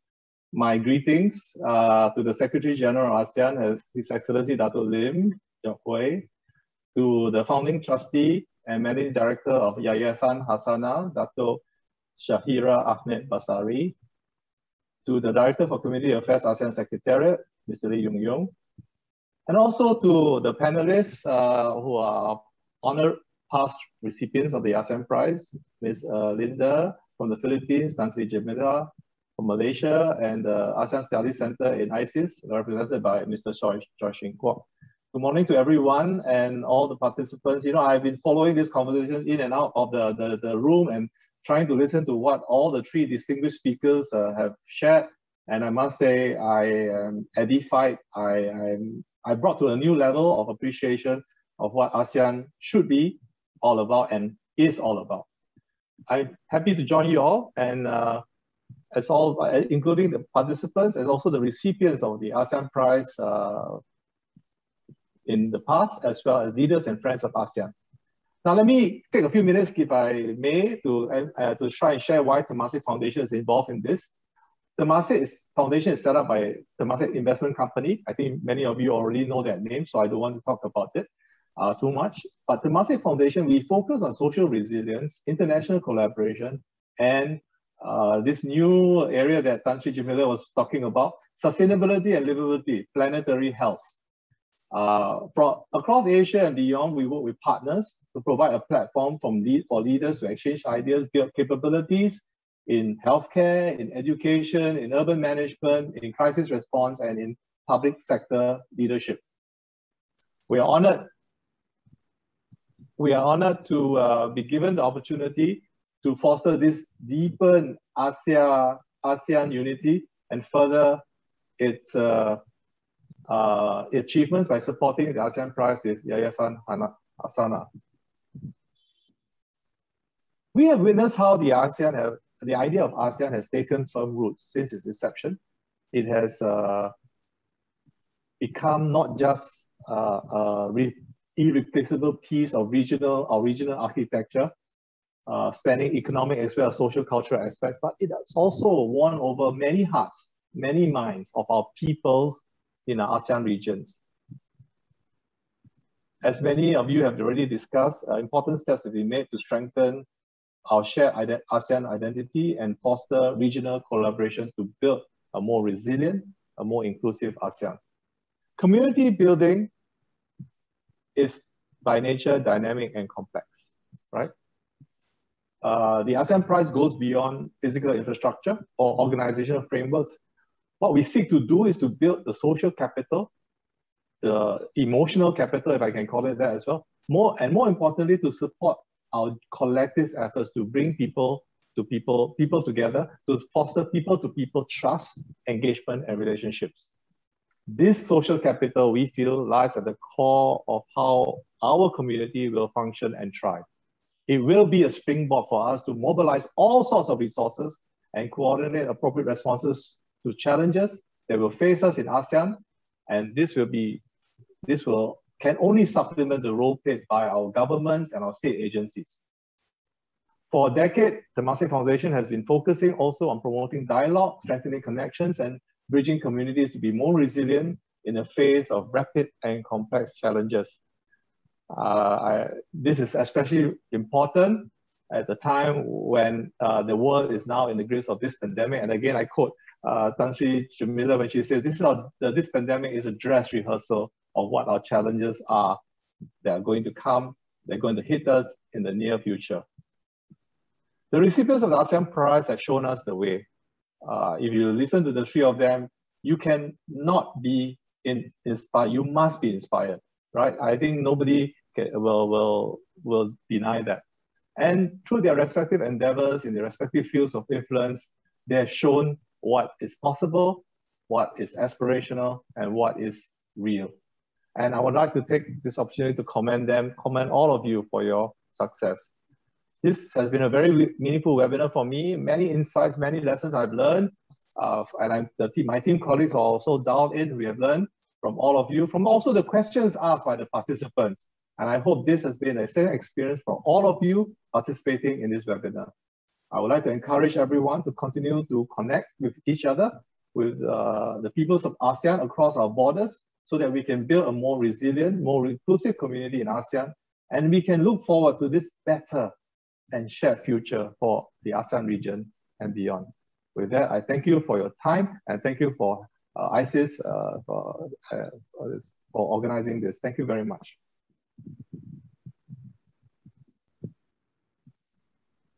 Thank you, Pak Benedict Chong, CEO of the Temasek Foundation International.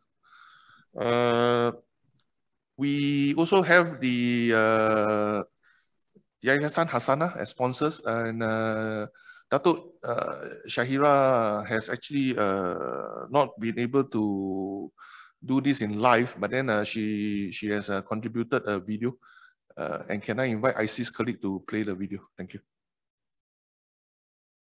His Excellency, Datuk Lim Jock Hoi, Secretary General of ASEAN, Mr. Benedict Chong, Chief Executive of Temasek Foundation International, Mr. Lee Yung Yung, Director for Community Affairs, ASEAN Secretariat, esteemed ASEAN Prize recipients, delegates of the ASEAN member states, members of the media, ladies and gentlemen, good day to all of you. I would like to begin by thanking the ASEAN Secretariat and ASEAN Studies Center at ISIA's Yusof Ishak Institute for co-organizing the ASEAN Prize Talk 2021. It has enriched our perspectives of the ASEAN Prize as not only an avenue to recognize change makers, but also an instrument that forges an ASEAN identity. The stories and dialogue today on inclusion, resilience, cooperation hit close to home. At Hasanah, as an impact-driven grant-giving foundation, this deeply resonates with our mission to be the catalyst for change for a more inclusive and progressive nation. Today, Hasanah has impacted 1 million Malaysians in areas of education, community development, environment, arts and public spaces, and knowledge. But this is only made possible through various collaborations with our partners in the country. These can be civil society organizations and social enterprises who closely work with grassroots communities, or corporate organizations with their unique strengths and expertise. Every day, collaborative work is an asset to us. And today, we are pleased to see how this collaborative spirit has extended beyond borders, especially so in the ASEAN region. The need for collaboration was further accelerated as the pandemic arrived on our shores. In these 2 years since the COVID-19 pandemic, Hasanah has quadrupled our giving, close to $100 million through partnerships with the public and private sectors. As a result, we had 5 times more civil society partners and projects awarded in 2020 and 2021, and therefore were able to reach more people whose livelihoods were impacted by COVID-19. We've also seen the success of public-private people partnership model in the several impact coalitions co-helmed by Hasanah. This includes the GDRN, or the Government-Linked Companies and Government-Linked Investment Companies Disaster Response Network. By leveraging on each other's resources and capabilities, the GDRN coalition has been able to coordinate and streamline disaster relief aid with greater speed in times of crisis. Such is the power of collaboration. Therefore, I encourage the ASEAN member states to join in and continue promoting the development of ASEAN through robust initiatives such as the Regional ASEAN Prize Award. Through sessions like today, the award program has contributed greatly to knowledge sharing and capacity building for the ASEAN community. When it comes to cooperation, it's a process of learning and often relearning.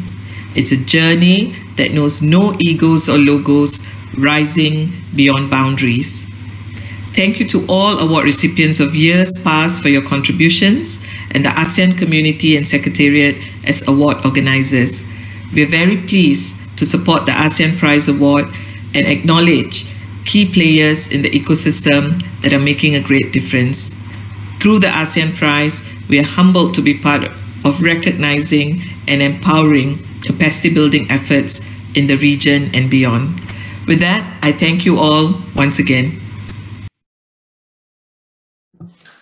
Thank you. Thank you, Datuk Shahira. Friends, colleagues, excellencies, I've been given the next 5 to 10 minutes to do a simple wrap up, from where I'm sitting as the moderator. And I try my best because, as I mentioned, the inputs from the 3 distinctive panelists is, I hope I can do justification, put it that way, to sum up what they have to say. I will add a bit of where I am, of how I see things as well, because representing ASEAN-SEC as the administrator of the ASEAN Prize, we also work closely with member states, as I mentioned, the national focal point, to do outreach of this award to the region, to each and every corner of the region or of this ASEAN. I think first and foremost, we recognize the ASEAN Prize itself is 3 years old. It's only, in 2018, thanks to Temasek, and who started this, and later we have managed to bring in, for a while, Ayala Foundation from the Philippines, and subsequently, obviously, Yayasan Hasana, to be sponsors of this ASEAN Prize. But it was really in 2018 that during Singapore chairmanship of ASEAN that this was launched. 3 years old. So in that sense, it's still very young per se. It's an award that is still very young. But the panelists has, through their own sharing, has obviously said that this is a very effective tool to leverage towards regional inclusion and strengthening cooperation and collaboration among the ASEAN people, from where they are sitting, from what they are seeing.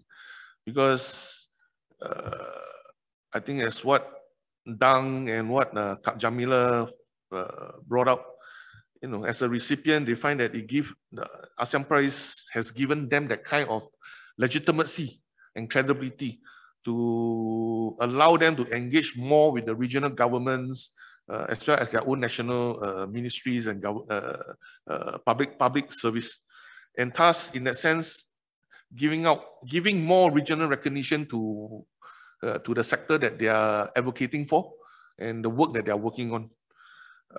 For ASEAN Study Center, obviously we know is well established even before the birth of this ASEAN Prize.